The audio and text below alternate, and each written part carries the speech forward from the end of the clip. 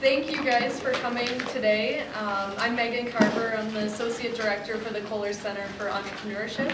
And I'm happy to welcome you all here. We have two wonderful experts joining us today to talk about what life is really like to work for a startup and then also to start your own nonprofit. So with that, I'm going to turn it over to these two and they're going to introduce themselves and we're going to start our conversation. Hello everyone, thank you all for coming out. Thank you for inviting me. My name is Shanielle McLeod. I'm the Executive Director and founder of an organization called Clean Slate Milwaukee. And Clean Slate Milwaukee is a second chance reentry organization for people that have non-violent, non-sexual violent criminal records. We work with some local, some state judges, and we focus in on expungement of criminal records as an effort to remove the barriers to employment, housing, and higher education. And next month we'll be 4 years old. So my name is Nate. I am a Marquette 2011 graduated from the business school with business economics and entrepreneurship. I've been in startups pretty much ever since I graduated. When I first graduated, I moved over to Australia to help launch Groupon in Australia and New Zealand when they were there. From there, I was there for about 2 years. Moved over to San Francisco to do some mentoring at Stanford's Graduate School of Business, and then from there, a few different startups inside San Francisco and Silicon Valley. And for the past 18 months, actually, I've recently moved to Chicago and working with a company there that does investor reporting and stakeholder reporting for companies, for private companies, as well as being able to have then those private investors being able to have a platform to manage their portfolio of investments. So pretty much a platform for startups to be able to report to their venture capitalists, and venture capitalists being able to monitor their entire portfolio of companies. All right, so we're here to learn about these two organizations. So Nate, can you tell us a little bit about what is it really like to work for a startup? What's the culture like? How would you describe it based on your experiences so far? So from my experience, like the big thing with startups is it's a lot of high intensity, a lot of energy, a lot of trying to figure out what to do, trying to figure out ways to, grow a company, and whether that's, growing by, creating revenue, or growth by users, or growth by creating impact in society, being able to find that way and push it, and then really being quite passionate, again, being very scrappy, and yes, even being able to wear jeans at times as well. All the kind of fun things, ping pong tables and all that kind of stuff. And is it typically a younger group of individuals? What about management? Are they, seasoned professionals a lot of times, or are they, recent grads? It depends with the company. I mean, obviously with most startups that you have, there's going to be some people who have probably been there before, done it. Sometimes it's a startup where everyone's brand new and it's their first time trying this, so it definitely changes from company to company. It really just depends, but experience is always a welcome piece in a startup. What do you think draws people into the culture? I think part of it's the excitement, being able to create something from nothing. A lot of people have these big ideas of like, oh, we could be the next Facebook. That's fine, but I mean, Facebook is Facebook, and I think that rarely happens, and I think a lot of people get in for that, but that's not the right reason. I think the other thing is being able to make an impact. So many times, young professionals go into a corporate role and they do something for 2 years at a time, and then they can do something just a little bit more than that for another 2 years and keep going from there. When you join a startup, you really can go and start to do all the different things from day one. You can have someone who's been working for a startup for 2 years all of a sudden be the head of business development, the head of operations, and it's like, hey, I'm a COO. You're 27 years old. I'm a COO of a Fortune 500 company, and it took me 35 years. So it's cool to be able to really make a big impact in a company so young in life. Okay, great. And Shanielle, I assume that when you work for a nonprofit, you have to be really passionate about your cause. So can you tell us a little bit about why you started this nonprofit, and a little bit about the culture that your office has as well? Oh, that's two things. Okay. Two-part question. Okay, so how I got started is just really quickly surviving domestic violence, and the only way that I was able to get out that relationship was to fight back, and it landed me with a conviction. First time ever, I'm not a criminal. I never been to jail before then. I haven't been since then. But when you're labeled with a conviction, you're exiled. You're exiled of Fortune 500 companies. You're exiled out of big corporations. You can't go there. And at the time, I had been working for Northwestern Mutual Life Insurance, and they find out if a corporation find out you have a record, you're out of there. And so just year after year of trying to get back into corporate and meeting dead ends, I just finally, realized that I was surrounded by people in the job centers that was that had records, probably had records like me, and wasn't going to get the job. So when I found out about expungement, I became absolutely obsessed. I wanted to learn every single thing about expungement, how to get it done, who qualified, who didn't qualify, what were other states doing, and I didn't even know I was starting an organization at first. It was just something that happened. It was something that grew into an organization.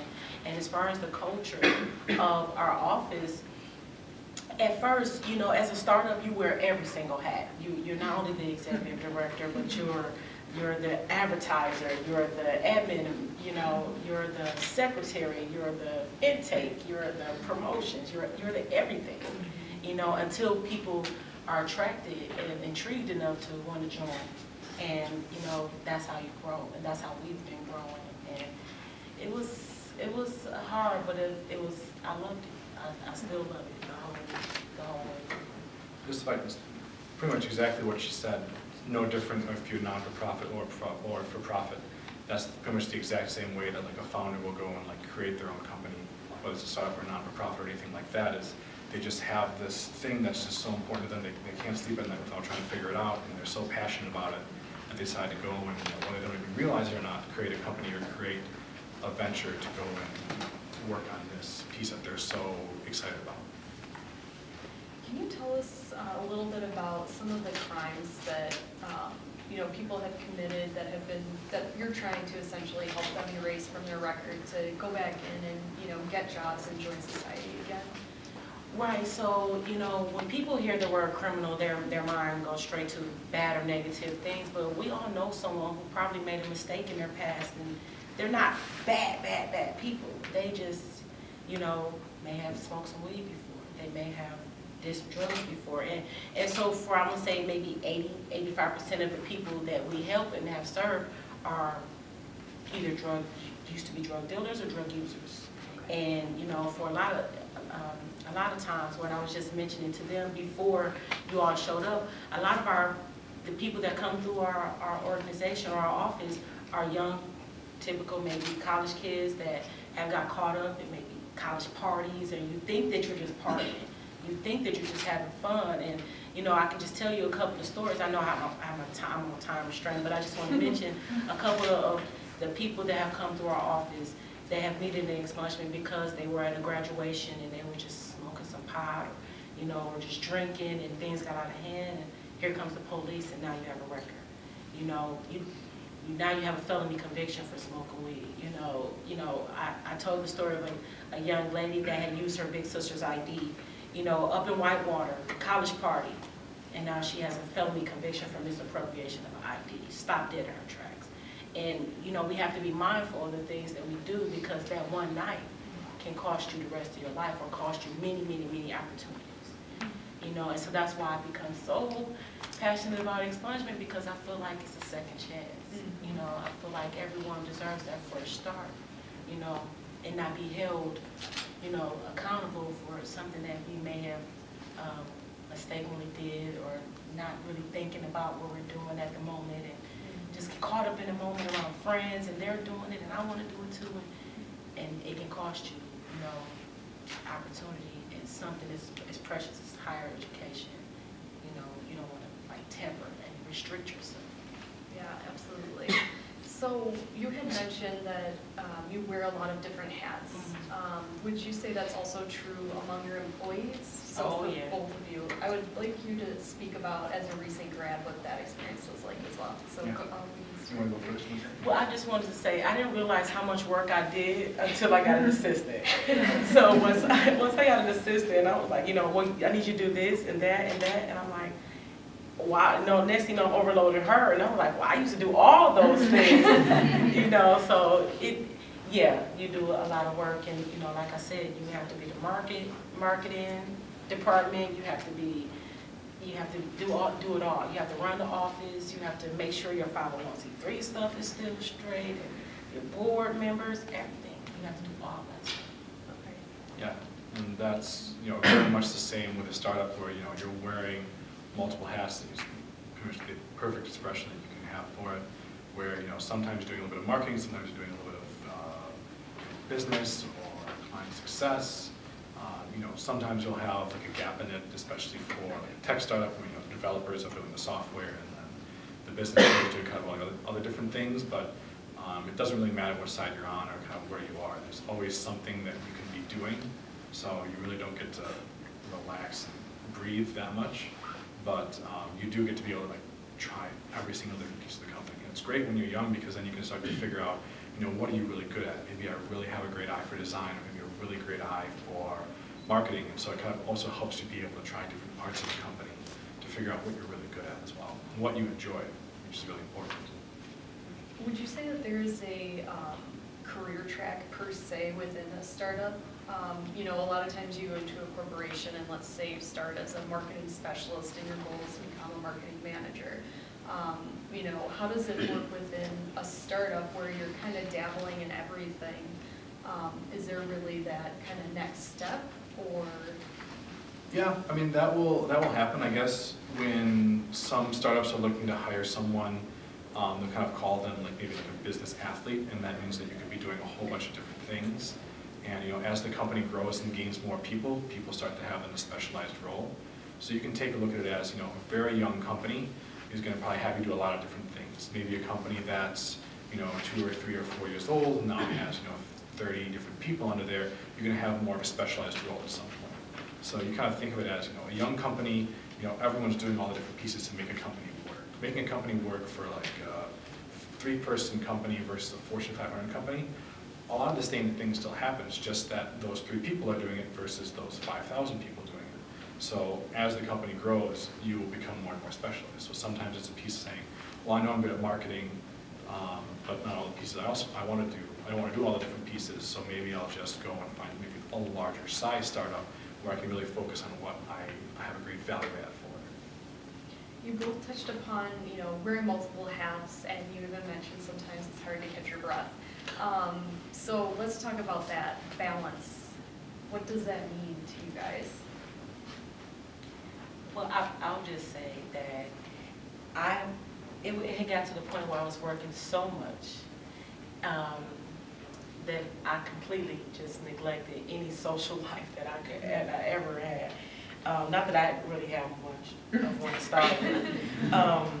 But it had got to the point where even if I was doing anything leisure, I started to feel guilty.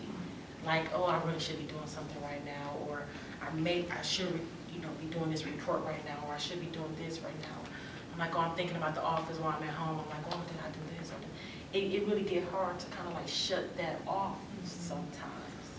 And you really have to find that and start to enjoy yourself somehow. Have you been able to kind of transition to that?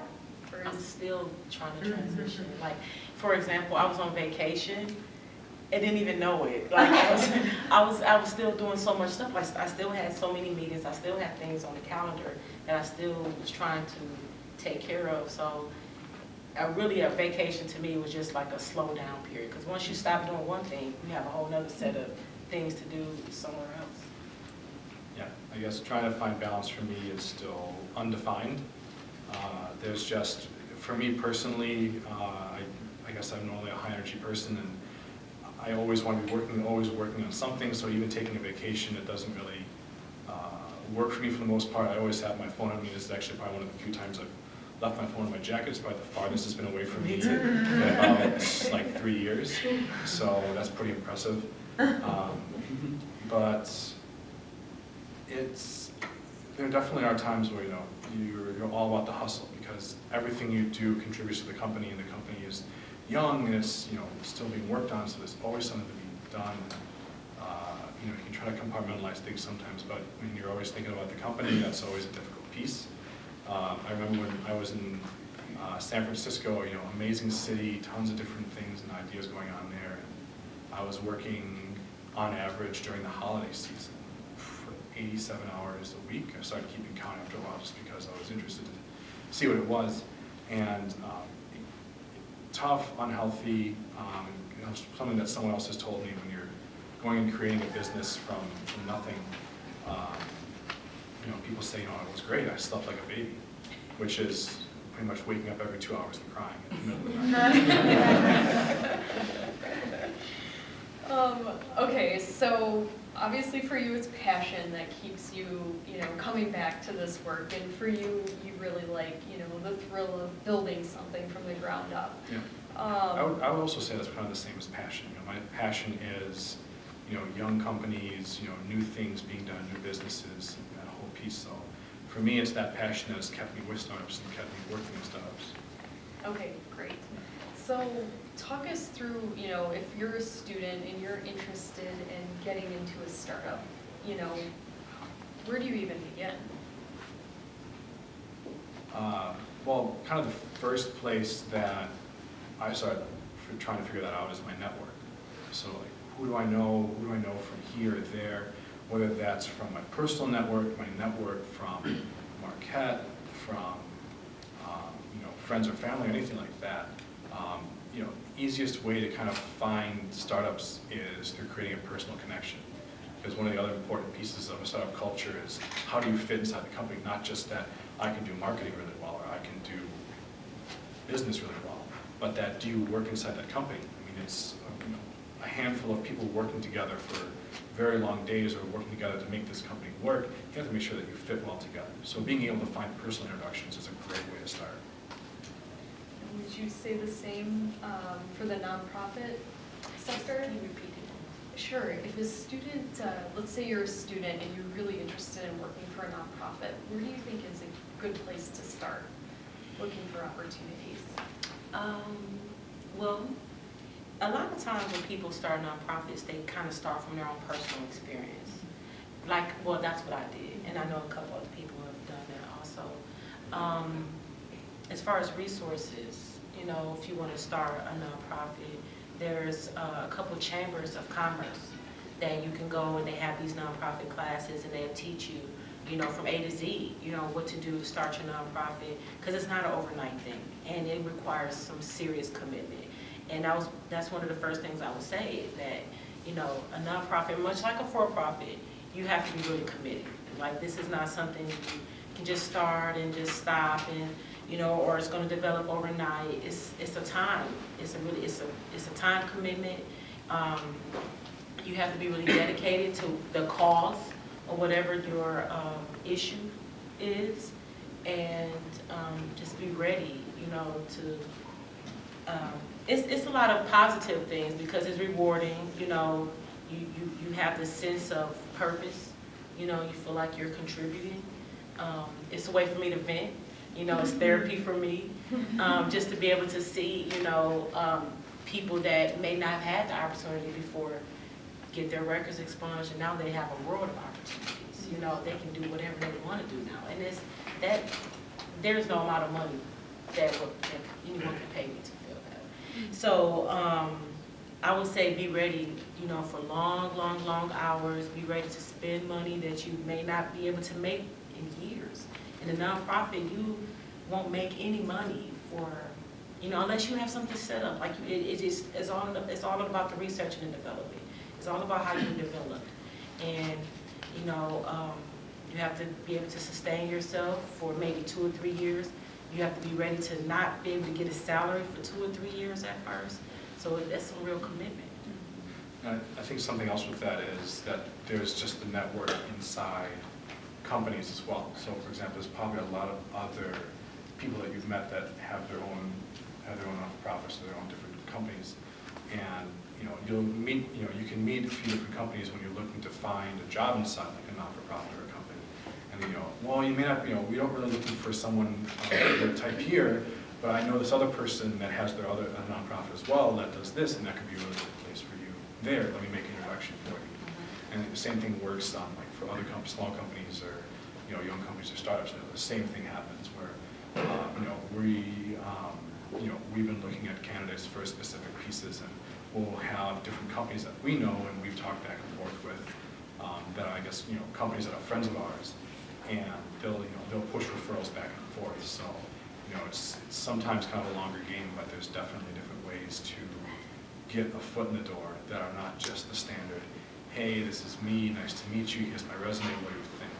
So, Yeah, 'cause it almost never works. yeah, that's kind of like a very bland process that a lot of corporations have always had as their structure to be able to go through a large amount of candidates. But for hiring with a startup, it's always how are you catching my attention? Why are you keeping my attention? Why do I think why would you be interesting? What value are you going to provide for me? What pain are you going to relieve for me for hiring an assistant or something like that? Like, how are you going to help me sleep easier at night by working for this company, and that I should justify giving you a salary? Right. So if I can, Yes, just go really for it. quickly, if I can just piggyback off what he was saying. I also sit on the board of a nonprofit center, and so to his point of everything he was saying, that in the nonprofit world, they almost funders in the philanthropist world almost want you to collaborate with other nonprofits. So you have to be able to play well, like he was saying, you have to be able to work well with other people because they want you to collaborate. Funders, want you to collaborate with other nonprofits. So that's where your networking has to come in, because for the first 2 or 3 years, I was a networking bumblebee. Like, I went to every single networking event, a lot of times here on campus, just to meet new people, different campuses, different social, innovation things that was going on in the city. So, like I said, just to his point, that you have to be able to network with other people and keep in contact, make those relationships, nurture those relationships, because you never know what they can pan out to later on. Networking isn't easy. Like, I still do it today. When I came to Chicago, did all the different networking and met a whole bunch of different people, did all the different, meetup events or Eventbrite events and pieces like that. And it's really tough, especially doing it yourself. Quick tip, find an event buddy and go with like another person. Yeah. It's just so much easier. Think about like if you Less have awkward. to ride in a car with someone for like 3 hours, if it's just like you and one other person, it can kind of get stale after a while if you're doing like a road trip. But if there's like a third person there, where it's like a triangle, it just makes it so much easier to like bounce conversation and continue that. It's no different for like networking events and stuff like that. Being able to have someone where like, oh my God, I just bond trying to talk to that person, like they can regroup you back, or you can kind of like both be together and be able to create a better conversation. Great little tip. And, as students, I think it can be really intimidating to, realize that you need to go out and build a network, and in some cases, you're really building it from scratch. But, I think you have a lot going for you because people love talking to students. So you can always, use that as your opener. And people generally want to listen. The other thing as well is that, you have a Marquette connection. So if you're going to a different city, it's a great way to leverage, some folks who have a similar background who are just in a different city. I actually have firsthand experience with this. When I moved to Boston, the majority of my closest friends were from the Marquette Alumni Association that was out there. So definitely, start building your network early because it will help you so much as you go through life. Yeah. Question for you. Have you ever, applied for one of these jobs and not had a connection? And if so, how did you kind of overcome the traditional, here's my resume, please hire me kind of approach? So I did that and they rejected me? Or not the standard way or not the standard way? Sorry. So did you ever want to apply for a job, let's say for Groupon, but not have a connection to kind of help you make that first point of contact? Yeah. So I have done I guess, the cold message. I've had 2 different opportunities actually that I've been able to have from that, but it's not just like a standard cold email. One piece that I've used in the past that's been really big with startups recently is a platform called AngelList, and that's a great place where companies are able to go and have kind of their own company profile. So it's kind of like a LinkedIn for startups, where they can go and post their profile, post different jobs. And the great piece with that was, I'm interested in looking for that company, so I say I'm interested.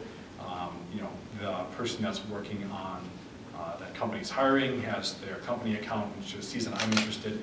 They look at my profile, and if they say, okay, this is interested, we both kind of swipe right, and from there we're able to then email back and forth with each other. Maybe then give an actual real resume or meet up for a coffee and be able to talk. Maybe like a phone interview or something like that to see if I'm a good match to then actually have the process go forward.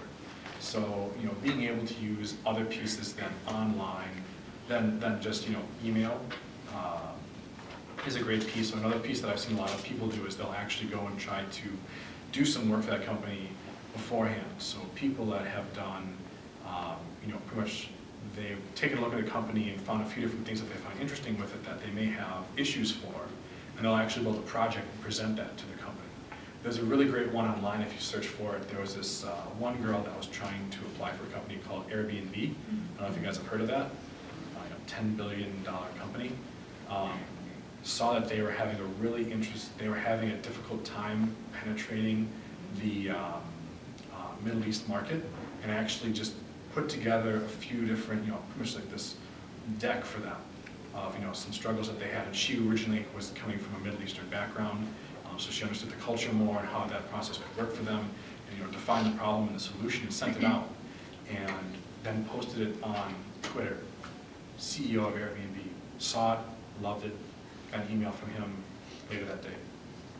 Now she's working there.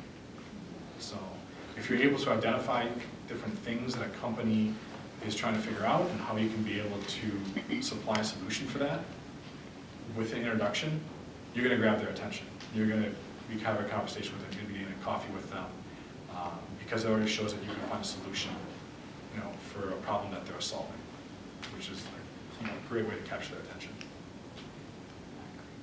Okay. Can you talk to us a little bit about some of the extra perks that come with working for a startup? I mean, are you going to get equity as a recent grad? Can you? Yeah, so every company I've pretty much worked for, I've had an equity grant into. There's probably a whole hour and a half that I can speak about stock options, stock grants, and stock ownerships, so I won't bore you guys with that today. One of the ways to incentivize people coming to work for you for your startup is that, well, we don't have the budget right now to be able to pay you what a competitive salary is, but we'll offer you some equity ownership instead, so to be able to kind of help. So if the company does well, then you'll be able to profit from that. And so that's a piece that I've had with most companies that I've worked with, which is exciting because then you have partial ownership of the company. This is part of you. So it's a great feeling. What about other things like vacation time, ability to work remotely, those types of things? Well, you asked what are the perks? Well, they're very few and far in between. A lot of people think that just because you are the boss or the manager or you set the rules like, oh, well, you can take a 2-hour break. Yeah, you could, but that don't mean you should. And a lot of times as the boss, you don't really get a break in a traditional way. You just kind of like wait till you get hungry and then try to hurry up and get something to eat and get back to work. And so, it is not as glamorous as people may think, and I don't want to give the illusion that it's just going to be, oh yeah, I can take a vacation whenever you want, because that's not true. You can stay going on vacation for as long as you want. Just like, it's not true, just like he said, you have your phone right there with you. You're still checking emails, because you still have to stay on top of things. You have to. You can't slip for 1 second, because if you do, then, so there is perks. I give myself a month, I tried to give myself a month vacation. It didn't work, but it sounded good to say that I wanted a month vacation. It was unpaid. So, but there are some perks, if my daughter is sick, I don't have to put in a request and be like, oh, I need this day off. I just leave if I need to, if I'm sick. But like I said, that's another thing about being a manager. If you're sick, Still going. the show still has to go on. I think I've had some nice perks with working at startups, free lunches or free healthcare, or like gym memberships and pieces like that. And like recently, the company that I work for, we are a distributed team, which means not everyone is actually located in the same office. So we have most of our business team in Chicago, but we have our engineers and designers in Berlin and Moscow and Montreal and Dublin. And so one of the things that we've actually done is that since we don't actually all work together, we try to meet up at least 2 to 3 times a year. So at the end of last year, we all met up in Copenhagen, which was a great little thing to do. So we all worked together in Copenhagen. It's not like we had the week off. We were all still working during that time, but it was great to actually all be together. And a nice piece that I had was that for the 3 weeks before that, I actually flew early into Europe and went around from Rotterdam to Amsterdam to Hanover to Berlin to Copenhagen and Stockholm. Did pretty much like a month-long Euro trip, which was exciting to be able to go and see Europe and see how that was, but I was still working that whole time. So I would be in a cafe for 6 hours working, and then in the evening, a little bit in the morning I'd explored, I'd work during the day, so I kind of would be on the US time, and then in the evening I'd go out a little bit as well. And so, you're still working because, you get time off, you get unlimited time off and things like that, but if you take all that time off, you're not actually working, well, you're not providing any value, so why are we keeping you here? You're only worth what you're making to some degree, which sounds bad, but if you're not, then you're not supposed to be there. What would you say is the average tenure for folks in startups and nonprofits?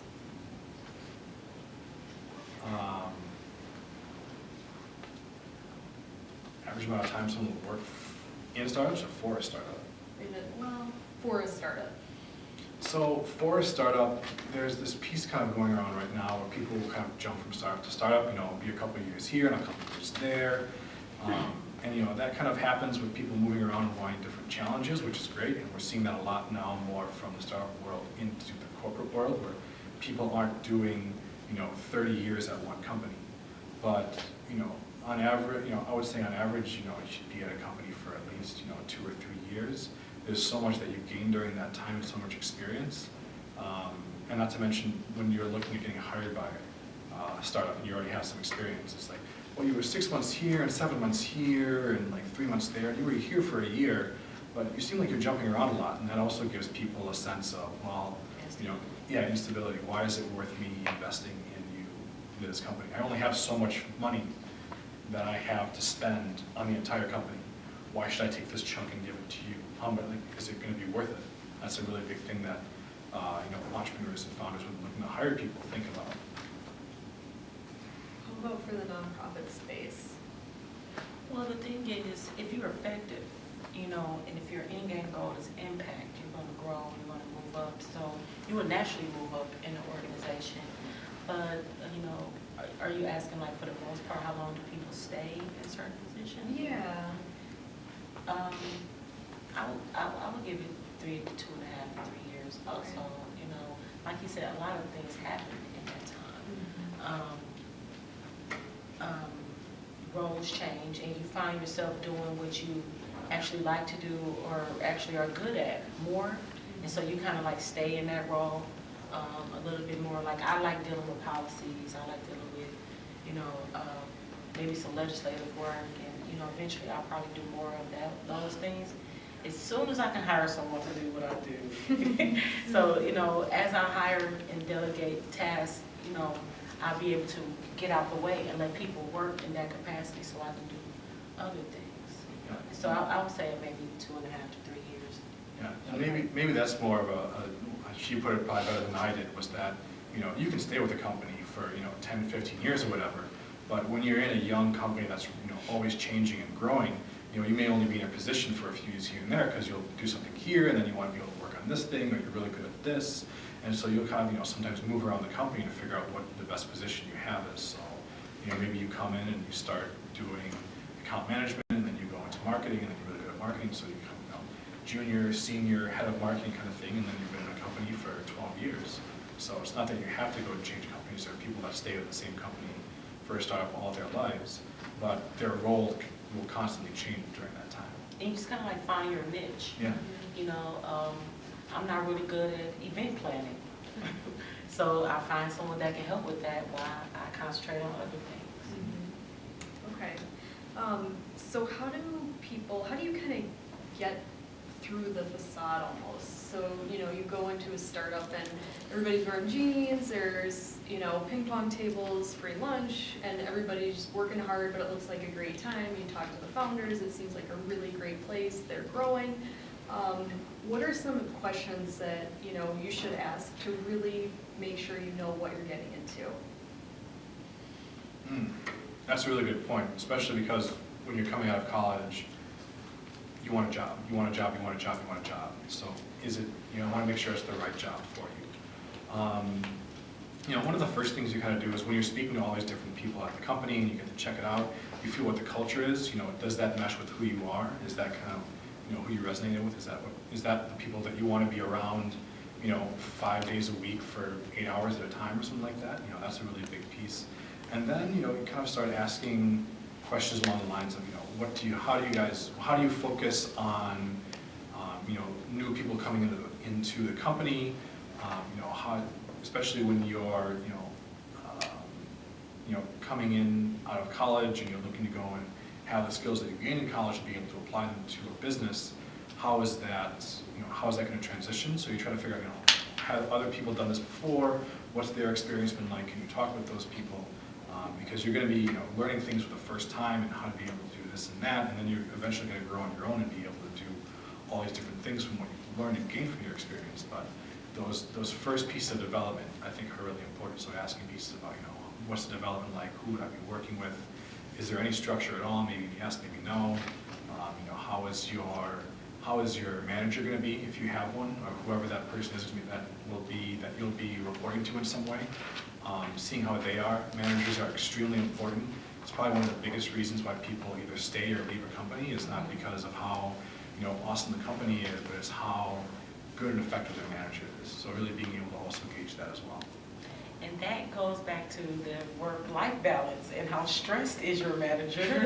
Because if your manager is just like doing this, and that, and they're like, they probably are mean. They could be mean, but they can probably be nice and just be like overworked and overstressed, and then they just take it out on you, just snappy. So, that goes back to what you were saying. Yeah, you'll hear and sometimes experience those horror stories, but I mean, that's just kind of the part of the thrill of it as well in some weird way. But you had asked, how do you get through the facade? You said like over the first 2 or 3 years. Just in general, I think a lot of startups really like to promote themselves as being really fun, progressive places to work. But sometimes you get into an organization and what seems like on the outside is very different than on the inside. So, is there some ways to kind of see through that a little bit before you already commit yourself to it? Well, when you say ping pong tables and the lunch, that sounds like money. That sounds like money. That sounds like a corporation that already has money. So to give free lunch to your employees, to be able to play ping pong, I don't know where they do that. And it sounds like they're already like that sounds like free leisure time. I don't even know what that is. So that's definitely not the culture of a nonprofit. The nonprofit culture is like, back to what we were saying before, your heart has to be there, because if it's not, you have to really love it. Because if you don't love it, it just won't be worth it after a while to not be able to get the money at first, to not really have the salary. When you come in fresh out of college, and like you said, you want a job right away because you have bills right away. And if you're not making that, you can become frustrated, and then you can kind of like get second thoughts of like, why am I here? but you have to constantly remind yourself, why are you there? And is it for the money? Because if it's not, then you can bear with it. But if it's about the money, then you'll leave sooner. So the facade is, just being upfront, and transparent as possible. This is what it is. And I'm going through that right now. I get people that just volunteer, interns. So if anybody looking at interns, by the way, I get volunteers and interns, and they do it because they love to. They do it because they're good at what they do. They're good at what they do, and they just want the experience. And a lot of times it's just that. But then you got people like, look, I have these skills. I need to pay this, I pay that. It's not really even about the experience, So it's about finding the right match, and you're growing personally as your organization grows. Your leadership has to grow. You have to. Everybody has to grow within this. Otherwise, if one person is stagnant, it can hold up the whole process. And we're in a world that's going like this, and you can't do that. Yeah. Two quick things. One, I do have a ping pong table in my office. When you're working really hard for a couple hours and you need a 5-minute break, instead of having a smoke break, we just go and play ping pong. So that's how we do it, just as a way to break up the day and relieve some stress. Though it's not bad. It's not bad to have. But I think the second thing is, when you're looking at it, see if a company really is what they say. References. Oh yeah. They're asking you for references. You can ask them for references, or take a look at who's previously worked for that company. Reach out to that person. Hey, I'm looking at this company. It looks really interesting. Would you mind being able to, talk about your experience with them and pieces like that? Nothing wrong with being able to ask them those questions. And actually, as a company, if I have someone who's asking me, do you guys have a couple people that have worked for you, or someone that I can, talk to as a reference? I'm like, oh wow, this person is like super legit. Like they're actually really interested. They're digging into it. Plus, there's probably a good amount of research that you're doing for the company regardless. I mean, if you're just saying, oh, company, that looks like a cool, Facebook, that's a cool company, put my stuff through. But if you don't know what Facebook does, if you don't know what Facebook does, or anything like that, then, why are you applying in the first place? Like, what are you just really just doing a spray and pray on your resume set, which isn't valuable at all. So really being able to understand if the company is interesting, and if it's worth it, you gotta put in that research, and then being able to find ways to get reviews of that company is super important as well. So, and it looks very professional from your side as well. Well, just really quickly, one thing they told us, because when I graduated to be a paralegal, one thing they taught us is always do the background on the law firm that you're going to go work for, because if that law firm or organization has a bad reputation and you go work there, you kind of have one now too.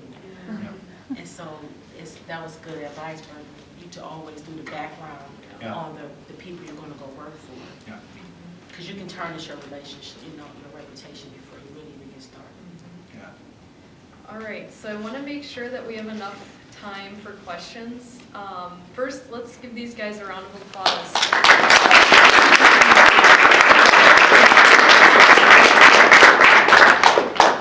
All right, so I'm going to open it up for questions. I don't have a mic, so if you don't mind standing up and talking a little louder, that way we can make sure that we're capturing your question, that would be great.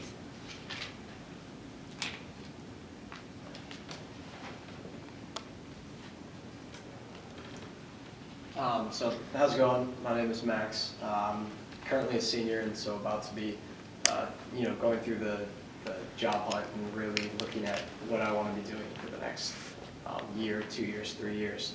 I'm curious what your guys' positions are about really ways for students to market themselves, market skills and abilities that they've had in previous internships or work experiences, and what exactly the startup might find most attractive, especially given that a lot of positions might be fluid or might be not as defined as you would see in something like Deloitte or an established company in that regard.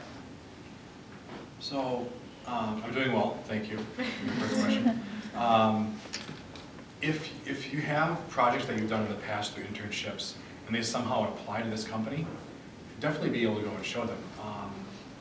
I've had people that, when I was out at Stanford, that were doing capstone projects on analyzing Tesla.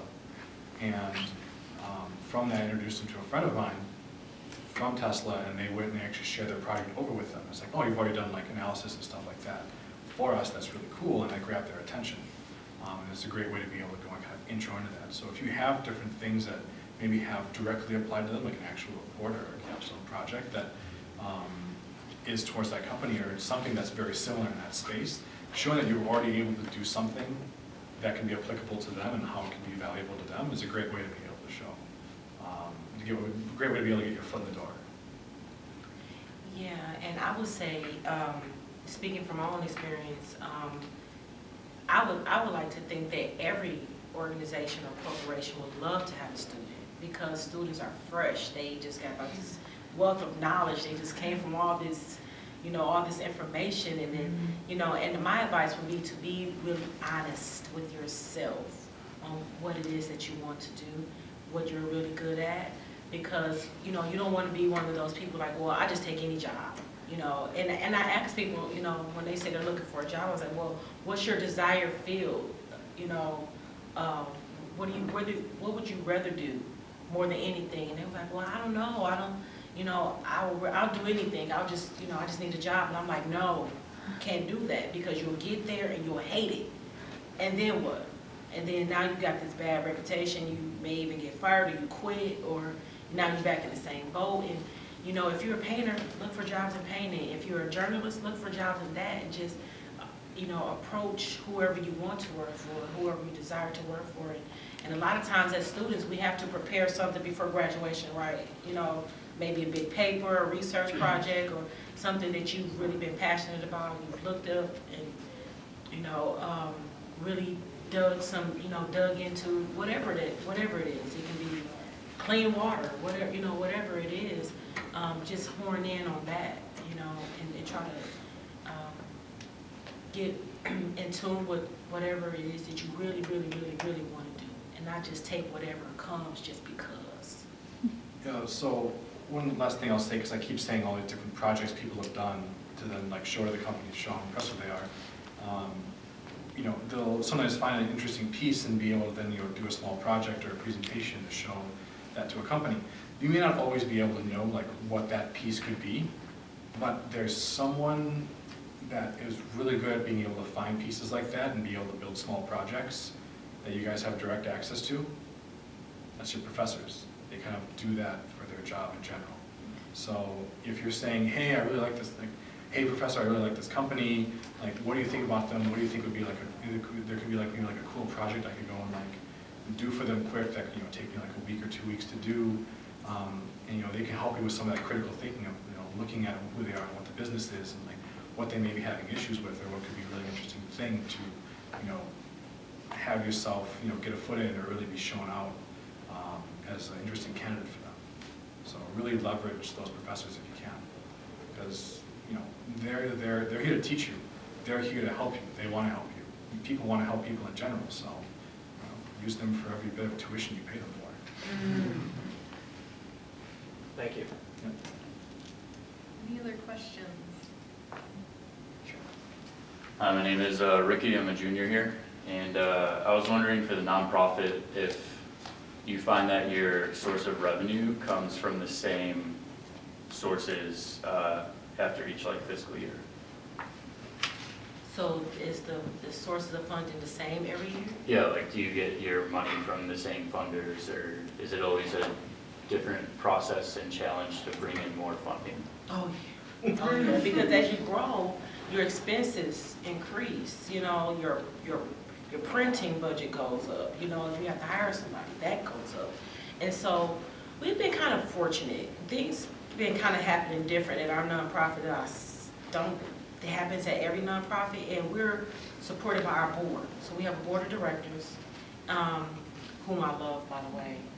I love them. And so we've been funded by our board. Like our board take care of our almost every expense, our rent, some of our salaries, and so out of their own pockets. And I'm learning that doesn't always happen. And so we've been funded in the first like I said, we'll be 4 years old next month. So for the first 2.5 years, it was all board, just donations, just 100% donations. And so then we were fortunate enough to get some funding from the city because we're direct partners with the city of Milwaukee. And so now our funding comes through the city. And so every year, you know, it is a challenge. You have to maintain those relationships. You have to make sure you report. You have to make sure you do exactly what you say you're going to do to get that money in the first place. And then I would say go above and beyond what you say you're going to do, just so you're that much more attractive, because there's hundreds of nonprofits. There's hundreds of nonprofits, and there's only a certain amount of money.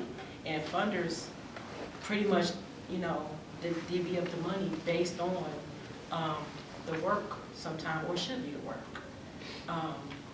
And it shouldn't be based on cronyism, right? But it is sometimes, and that's a whole other subject. But I would say, yes, there is a challenge to make sure that you're sustained year after year, because if you don't, you can't do your projects, you can't do your events, you can't do what you want to do. So yes. I would say, funding, even for the private side, funding is never guaranteed until it's in your bank account. Yes. So, It's not there you know, till- you always want to make sure that in case something happens, you're always covered in some way. My name's Danny. I'm in my final semester at law school at Marquette. But my question is, besides costs, what is the biggest obstacle or hurdle that startup companies have that people that are new to the startup community can help to resolve? I think besides costs, there's growth, so opportunity. So when you're looking at, you know, this is who our current customers are, or this is like the people that we appeal to, how do we grow that, whether by getting to them faster or by being able to open up that piece of the pie. I think that's a really big piece. I actually don't think that with startups there's too much cost cutting, because with most startups you're always really focusing on, like, you know, you're not going to just buy a bunch of different things and go from there. You're going to, you know, you're going to try to buy slow and, you know, remove anything that you can fast. So I think budgeting isn't really the biggest piece with that. It's really being able to say, you know, how can we grow this company as quickly and as effectively as possible. So, you know, you look at a company like Groupon that grew to 56 different countries in like 4.5 years. If you look at their stock price now, it's not as good as they want it to be. So, you know, it's a mixture between, you know, how can we go and grow this company really successfully, and how can we grow this really quickly. I think those are kind of the really big pieces, at least on the business side. On the engineering side, which I'm not as well familiar with, I don't speak in ones and zeros and code. There's a whole bunch of different other pieces with that, but at least from the business side, that's what I would say. I would say, you said other than cost, what are some challenges? Or Yeah, that people that are like students or anybody unfamiliar with the startup terrain could assist people with the startups in. That's a really good question. I know that, you know, when you're starting up, you have to have the ability to be self-disciplined. So that's, I mean, I don't know if this really answering your question, but that can be an obstacle, right? So let's just say that cost wasn't an issue. But if cost is not an issue, you still have to have that self-discipline in yourself to make sure that you're working when you're supposed to work, and you know, you save everything for after work, and that you're on time still, even though there's nobody there to say, oh, you're not on time. You still have to be on time. You still have to grow personally. You still have to grow as your, like you said, as your organization grows. You know, you have to be able to grow with it, and you have to be able to develop your leadership skills that for the people that are working with and for you, to be able to still respect your position and still want to follow, you know, and still want to do their job. So I'm not sure if that's really answering your question, but for me, other than cost, there really isn't a lot of hurdles other than, like I said, working with people, because sometimes that can be an issue. In my personal, it wasn't a lot of other obstacles other than cost. I think I have your answer, and it actually kind of goes back to cost cutting, but it's actually a bigger piece than that, is being able to scale a company. By making it scale, it's being able to go in with the mindset of, how can I make myself redundant? Because it's actually really interesting that if you can make yourself redundant, you'll always have a job. Finding different ways to be able to scale the business where, this process that we have process A, B, and C. And A has one person, B is one person, and C is one person. Well, if we can have that either just be done by one person, if we can have that done, automatically through some automated process, well, then we don't need those people to do that. Does that mean that we're cutting costs by not having people? Yes, but it also means that then those people could be reallocated to do something else and create more value in another way. So being able to find a way to, take the work that you're doing and make it automated is a really great, really valuable piece to have. Like I said, if you can make yourself redundant, you'll always have a job. Someone will always want to hire you to make yourself redundant. Sounds weird, but. Oh, I know another thing. Staying current on your knowledge, making sure that you keep your knowledge updated on whatever it is, So maybe you're an environmentalist and you want to start a nonprofit around environmental issues. You have to make sure you go to those meetings. You have to make sure you're learning everything that's going on around you, whether it be local, state, federal. Like you have to really be in tune with those things.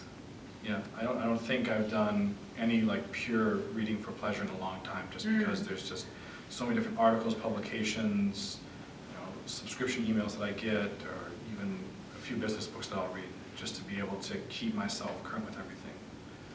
Or what's the new Snapchat or anything like that. You're just trying to figure that out. All right, final question. So I'm assuming by the time startups are hiring, they're pretty well established, at least established enough that they have funding or something to offer to employees. So what is the difference between taking a founder route and taking a position at at least somewhat established startup? So is it taking a founder route is actually creating the company yourself? And, working for an established company, you're able to kind of, vet them a little bit yourself. Is this an interesting company? Would I like to work for them? Are they working on something that I would be interested in? Also you don't have to worry about all the different headaches that a founder has to do. Obviously they probably will have some type of compensation for you, whether that's, salary, equity or salary, or, all the different mixes of that, whatever levels those are. But then from the founder route, a lot of founders in tech startups look to create some type of financing before they start. So that way they can maybe give themselves a little bit of money, as a salary. Normally it's very little. And then being able to have all those different costs to starting up the company and maybe hiring a few people from the beginning. So from, a founder perspective or a super early perspective, it's always more risk than when you have an established company. If, with 3 people looking to hire 4 versus with 30 people looking to go and double that in the next year. 2 totally different pieces, and especially when you look at very high-growing companies. A lot of people going and applying for them. They're able to provide, market or above market compensation in both salary and equity to be able to hire good talent. Because that's probably 3 things that companies always look for is being able to find capital in case they need that, especially for the nonprofit side. Being able to find talent, which is extremely difficult because finding great talent is so important with running a company. And then being able to find, I guess I'll say resources and opportunities. And resources I mean by, what are the correct different types of products or tools I have to have as a company to be able to have us run correctly? Can I get those at a good price? Or how is my network able to help me with providing, different access to that talent or capital, or different access to different things that I need as a company that you don't know of yet. So those are kind of the 3 big things that companies look for, and that founders are always focused about, from my experience. Well, it's pros and cons with both sides. It's a matter of stability. And in my personal experience, just being on the founder side, like you said, yes, you do have the headaches, you do have all the responsibility, but at the same time, you see all the money first. You don't have to worry about being fired. anymore. And that was the biggest thing for me. I wanted to position myself to no one would ever be able to fire me again. I don't have to interview for anything else again. I don't have, my children's, you know, life is no longer dependent on whether somebody else's company make it or not, you know. And, you know, so when you go to an already established organization, you have that security of a paycheck every couple weeks. But you're assuming that. You're assuming that you'll always have that paycheck every couple weeks. You know, there's big organizations that's closing down all around us that we never would even thought that will ever close down. You know, they probably planned their life out 2-3 years out, just assuming that they will have this paycheck every 2 weeks or every week or whatever. And then when it doesn't happen, then what? You don't have a business plan. You don't have a fallback. So there's pros and cons on both. This side, as a founder, as a developer, yeah, you have those headaches of, you know, being in charge of everything, but then you kind of have that small security too. And then on this side, you have that small security when you don't know how long that security is going to last. And then you kind of have to have something set up just in case. So it's just a matter of, do you want to be the worker, bee, or, you know, just a matter of which one you feel more secure with. Yeah. It's a security issue. Which direction of risk do you want to have, you want to take? Oh, it's a risk with both. It's a risk with both. So I did see one very anxious gentleman back there who really wants to ask a question. So actually, I was going to make a comment to follow up on the founder's question. I've been blessed to be able to be involved at the founding level in 3 different companies. And the answer to your questions, you have to be prepared to not have any compensation for 2 years. Right. That's the bottom line. If you can survive 2 years without any compensation, you've got a great opportunity to make it. Unless you're really good at raising money on an idea. And there are people out there that are really good that can get the money from the get-go, especially if you've had success in the past Yeah. in doing that. But so it means if you're married or you have significant others in your life, they have to be comfortable with the fact that you're going to be not having an income for 2 years. And that's why you see like so many youngsters, young Thundercats coming in and doing startups because, I don't have a home, I don't have a car, I don't have kids. I'm willing to take some more risk to be able to try this new opportunities. That's why when you see startups, a lot of the time you'll see younger people, but then you will then start to see people that are multiple time founders that are working on these ideas. They're still taking a massive risk, and if they are successful in the past, they normally can get some funding up front, but you never know how that works. Maybe they have to, use their own money to start running the company until it actually starts making money, and at that point, then they can start taking some of those profits and giving it back to themselves as a salary. You don't know that for sure, but again, it's another thing to be able to check for in a company. How well are they funded, or how much money do they make? Are they profitable or not? What is their budget that they normally have, just so that you understand maybe how they're planning as well. There's sometimes difficult questions to ask, but you don't want to not have a paycheck all of a sudden. All of a sudden one Saturday afternoon you wake up and there's no money, that paycheck didn't go into your account. You want to be able to kind of know that. And there is a risk with everything, but you want to, put that risk aside as much as you can to make sure that this is a great opportunity for you. So take it from an old guy. Do it when you're young if you're going to go the founder route. All right, and with that, let's give our panelists one more